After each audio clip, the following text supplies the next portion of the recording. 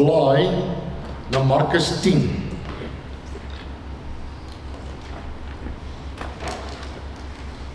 Markus hoofstuk 10, julle het dit voor julle.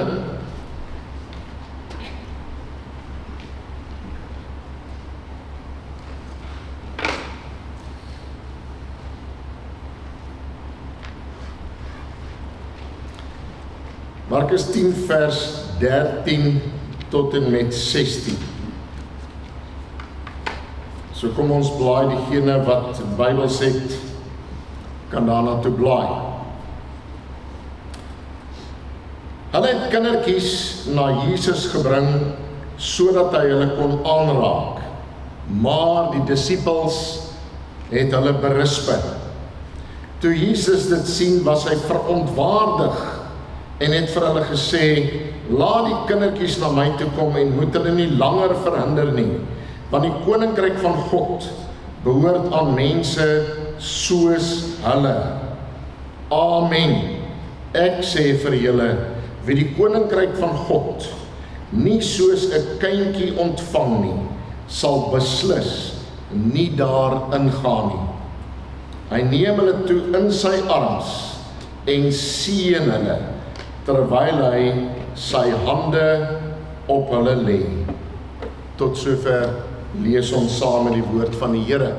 Mag die Here sy woord seën by die verkondiging daarvan. Ek het gedink, ek wil graag aan die een kant die preek so inrig, dat dit 'n gesprek is met Tertius. Maar dit is ook 'n gesprek met julle. So ek gaan met hom praat deur in tyd, asof hy verstaan, want eendag gaan hulle dit vir ons speel.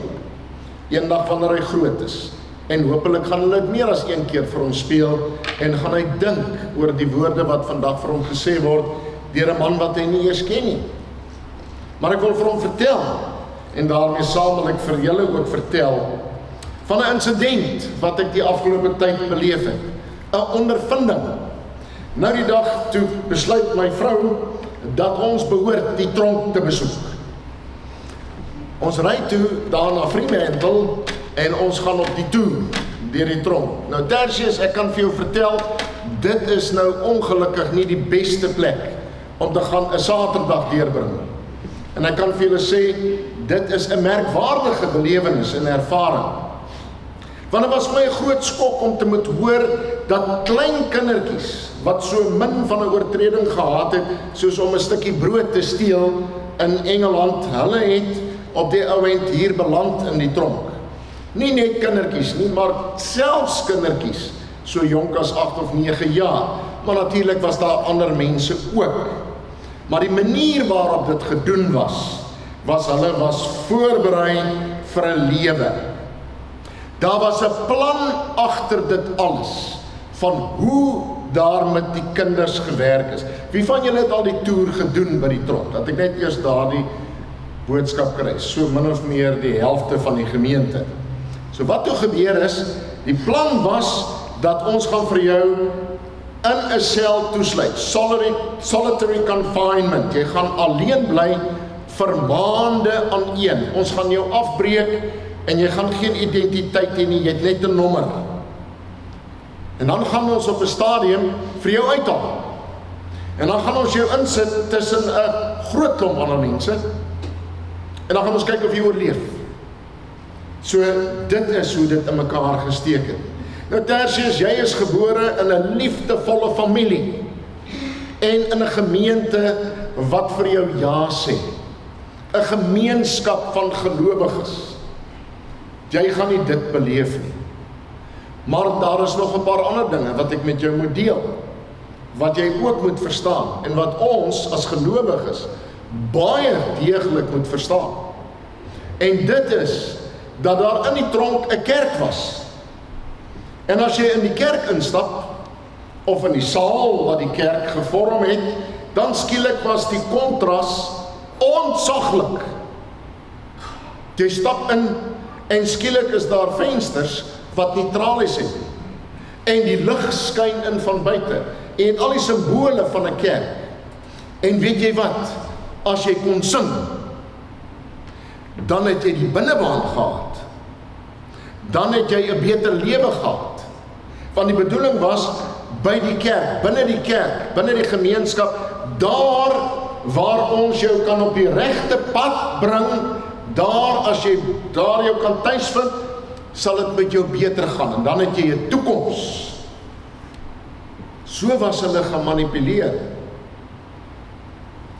Nou wil ek sê vir Tertius en vir julle almal, ons almal kom kerk toe, en ons is deel van die kerk, van die Here. Maar die bedoeling is nie om ons te dwing in 'n rigting nie, die bedoeling is om vir ons uit te nooi, omdat die Here God hierdie gehart van liefde teenoor ons het en teenoor jou het, ou seun, dat die Here God het jou lief. En hoe weet ons dit? Hoe weet ons hoe dit werk? Die Here Jesus, so word daar in Markus vertel, hy het daar saam met sy disippels met hulle gepraat oor 'n verskeidenheid van dinge. Hy het met hulle gepraat oor die huwelik. Direk na die tyd praat hy met hulle oor hoe lyk disippelskap rondom kinders. Hy het gepraat oor hoe werk dit in die wêreld, optrede in die wêreld.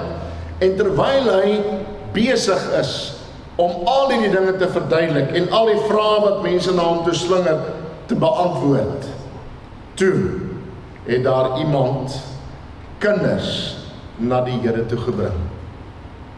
En die reaksie van die disippels was baie sterk en baie skerp. En dit wat hulle gedoen het was om hulle te verhinder of te weer, te keer, resist. Dieselfde woord wat gebruik is, word baie sterk gebruik wanneer dit byvoorbeeld handel ook oor duiwelbesetenheid en so meer. So die disippels het baie sterk gereageer oor kinders wat na die Here toe kom. En daar's talle redes wat aangevoer kan word van mooi tot minder mooi. Maar die feit van die saak is, hulle het die kinders van die Here Jesus weggehou. Maar dan gebeur daar 'n merkwaardige ding.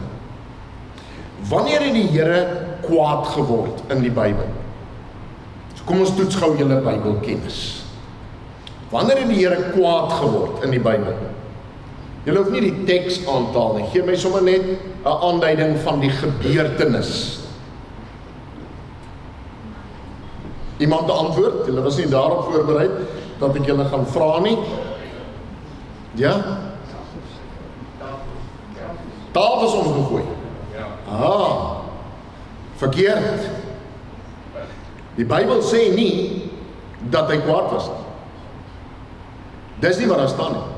Daar staan nie geskryf dat hy kwaad was nie. Daar staan dat hy van hulle, en dit kon nie almal gewees het nie, uitgedryf het. En al die evangeliste het 'n verduideliking daaroor. Maar die enigste plek in die Bybel waar pertinent gestel word dat die Here so kwaad geword het, in woorde, hierso. Aganathema.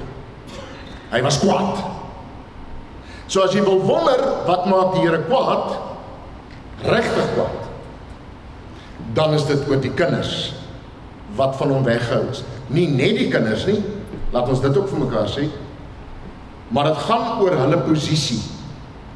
Die Here word baie ongelukkig en hy reageer wanneer mense soos hulle, wie is dit? Kinders, die verlamdes, die blindes, in hierdie geval is dit die kinders, maar wanneer konstant, dwars deur die teks wat ons lees in die Bybel, wanneer mense op neergekyk word, of dit is vroue, want daar's talle voorbeelde van dit, en of dit is mense wat een of ander vorm van gebrek het, of 'n siekte het, of dit slegte vroue is, of wie ook al, wanneer hulle ingedrang kom, dan weet jy, dat jy het met die Here te doen. Kan ek dit sommer duidelik sê? Kan ek dit sommer vir julle vanoggend kategories sê? As jy nou dink die Here het 'n uitermate gehekel aan sekere van die sondes wat vir jou petheid in die lewe is, dat die Here dieselfde petheid het as wat jy het, is nie waar nie. Wanneer hy baie erg reageer, is wanneer daar neergekyk word. Wanneer daar gediskrimineer word teen mense wat geen posisie het in die samelewing. In hierdie geval, die kinders. En dan, baie skerp, wys hy sy disippels terecht. Die woord is glashelder. Kyk, as 'n ander gedeelte, en ek gaan nou preek binnekort. Daar's 'n ander gedeelte waar hy die vyeboom vervloek, net in die volgende teks, né? Wanneer hy die vyeboom vervloek. Bertrand Russell van alle mense, asof hy nou die morele reus was, maar toe maar, hy het gesê dat dit was baie onbillik. En die Here, it was out of character, hoe die Here daar opgetree het. Hy kan glad nie daarmee saamleef. Daar's 'n baie sterk boodskap in opgesluit wat ek met julle sal deel op 'n stadium. Maar die feit van die saak is, die Bybel beskryf nie die Here as iemand wat volatiel, wat opvleend en wat gedurig deur op die een of ander tangent afgegaan het. Maar die Bybel beskryf die Here is dat hy passievol was. Hy het gehuil, hy het emosie gehad, en hier, hiervan moet ons kennis neem, dat het baie duidelik gestel word, dat hy ongelukkig was met sy disippels, en hulle baie skerp tereggewys het. So as ek my voorstel, hulle was skerp teenoor die kinders, baie skerp. En hulle het gedog, hulle doen hom 'n guns, en hulle sou miskien gedink het, dat hy vir hulle gaan sê, dat hulle doen die regte ding. Hoeveel keer het hy vir hulle gesê, julle bedink die dinge van die wêreld, die dinge van mense, julle bedink nie die dinge van God nie. Dan sê hy vir hulle, die koninkryk van die hemel. Nou die enigste rede, hoekom ek vir julle uit Grieks aanhaal, is glad nie, om julle te beïndruk nie, want ek is nie 'n professor in Grieks nie. Die rede is gewoon, om te hoor hoe dit geklink. As ek vir julle sê, aganateo, die wortel van die woord wat hy gebruik het, dis hoe dit geklink het. Dis die woord. Maar toe het hy van hulle gesê, basileus to theou, basileus. Dit gaan oor die koninkryk van God. Die koninkryk van God is so 'n sentrale gedagte wanneer die Here Jesus preek en hy praat met hulle oor uit die gelykenisse uit. Dan is hy die heeltyd besig om te praat oor die koninkryk, die basileia, die koning Basileus, basileia to theou. Hy's besig om die hele tyd vir hulle te vertel van 'n ander manier en vorm van bestaan. 'n ander vorm van bestaan as dit wat ons in die wêreld deurken. Terug by die tronk. Die imperiale Engeland, en asseblief, ek is in 'n sekere sin 'n anglofiel. Ek is nie teen Engeland nie. Maar dat dit hulle plan was om 'n koninkryk of 'n imperiale ryk te vestig oor die wêreld heen, dit was absoluut so. En hulle het mense gehad om hier in Wes-Australië te werk. En hulle het mense nodig gehad wat die paaie bou, en wat brûe bou, en wat die wêreld mak maak. En wie is die mense wat die meeste van daai werk gedoen het? Dit is natuurlik die mense wat elke dag uitgestuur was, die kinders. Hoor jy Tertius, die kinders was uitgestuur om te gaan werk. Om die koninkryk te bou. Van mense. Maar weet jy wat? Ek kon nog alles aanvaar tot op 'n manier, nee. Maar dit was vir my nogal 'n skok om te ontdek, dat as jy nou jou 8 jaar gedoen het, en jy het nou hard gewerk vir daai 8 jaar, dan het jy hulle geskuld, vir die boarding and lodging. Jy het hulle geskuld, en dan het jy net soveel jare gehad om dit terug te betaal. Het ek my feite reg? Dis hoe dit vir ons verduidelik het. So ons bou die koninkryk. Ons bou die imperiale ryk. En ek spreek nie oordeel daaruit nie. Gaan dink maar self. Maar die Here Jesus, hy vertel van die koninkryk van God. En in die koninkryk van God werk dit as volg. Mense kry deel aan die koninkryk. Hulle ontvang die koninkryk. Mense soos kinders. Is dit omdat kinders onskuldig is? Nee. Is dit omdat hulle onskadelik is? Nee. Is dit omdat hulle perfek is? Nee, dit is nie die strekking van die teks nie. Hoe kry hulle dit? Hulle kry dit omdat hulle hulpeloos is. Omdat hulle niks het om op te staan nie. Omdat hulle met bedelaars hande daar gaan staan. Daarom, my liewe broer en suster, elke een van ons wat hoop en dink om in die koninkryk van die Here in te kom, kan nie, mag nie, ek sê nie behoort nie, kan nie, enigstens wil probeer kwalifiseer deur subtiel of direk te reken dat ek het daarom iets na die tafel toe gebring nie. Ek behoort daar. My naam is daar en ek is goed genoeg. Ek het daarom kerk toe gegaan. Ek het my kant gebring.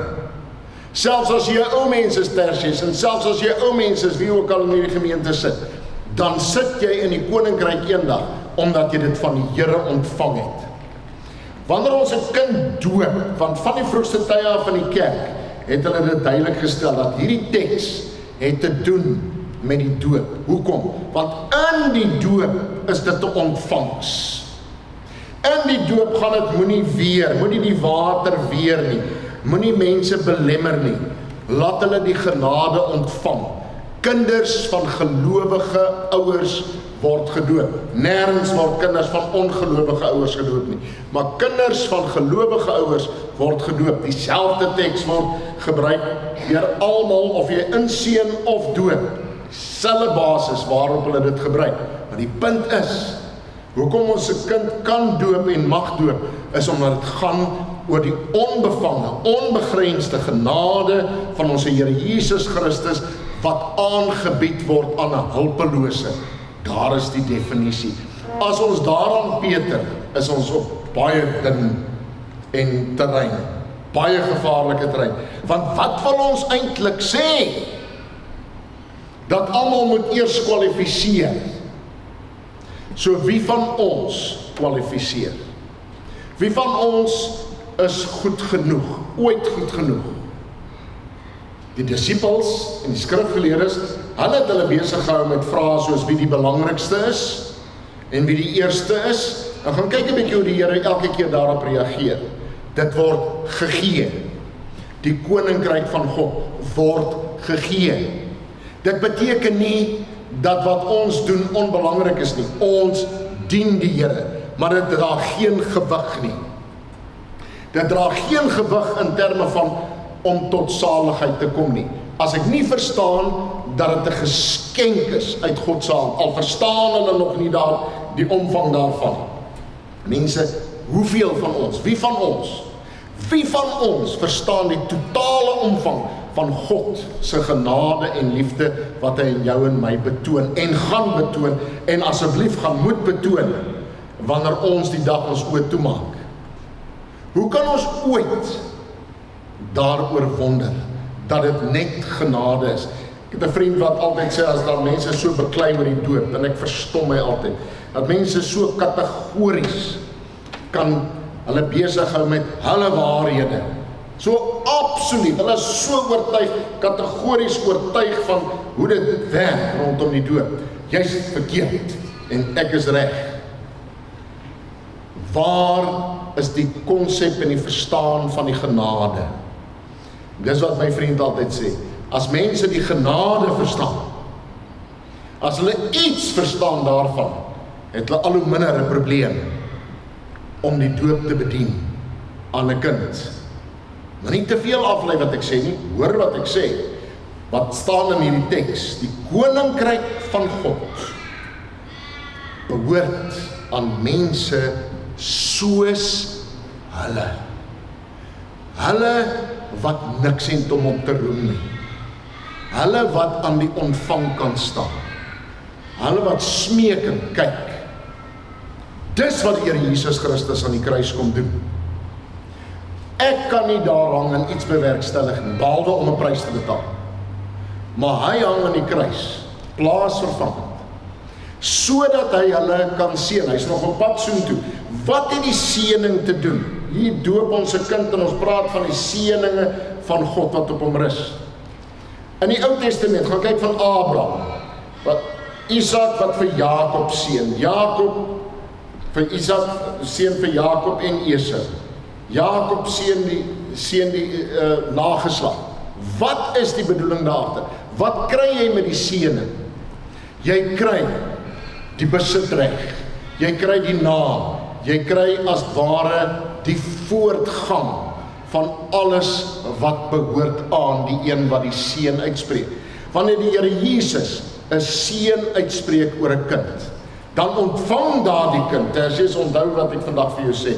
Daar het nie niks gebeur vandag nie.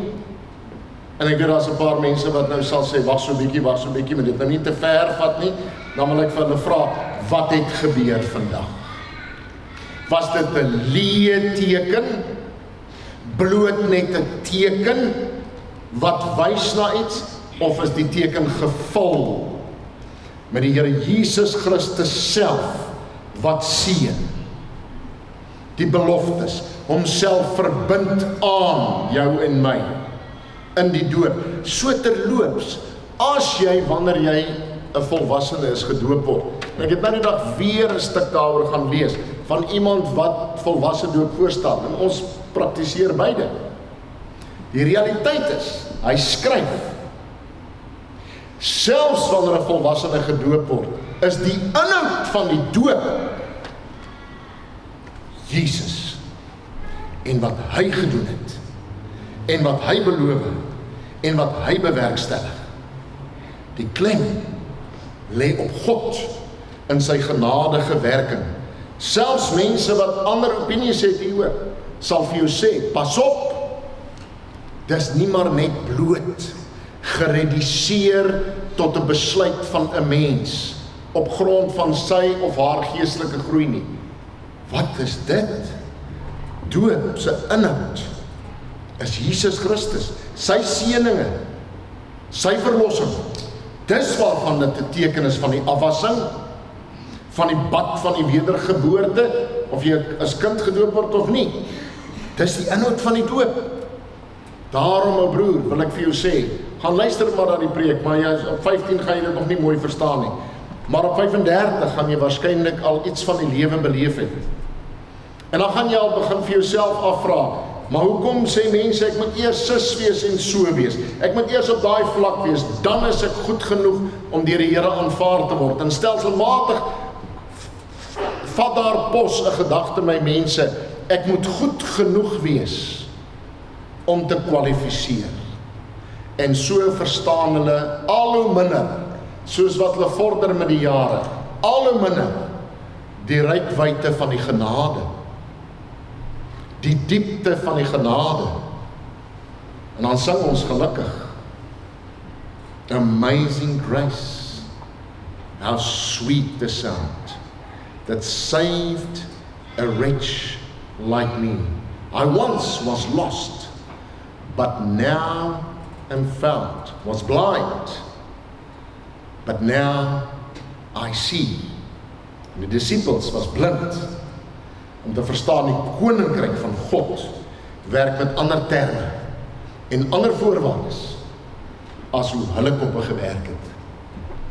Mense soos hulle, mense wat niks het om op te roem nie, wat ook niks wil roem nie, maar wat bereid is om te aanvaar dat die genade oor hulle vaardig word. Hulle kry toegang.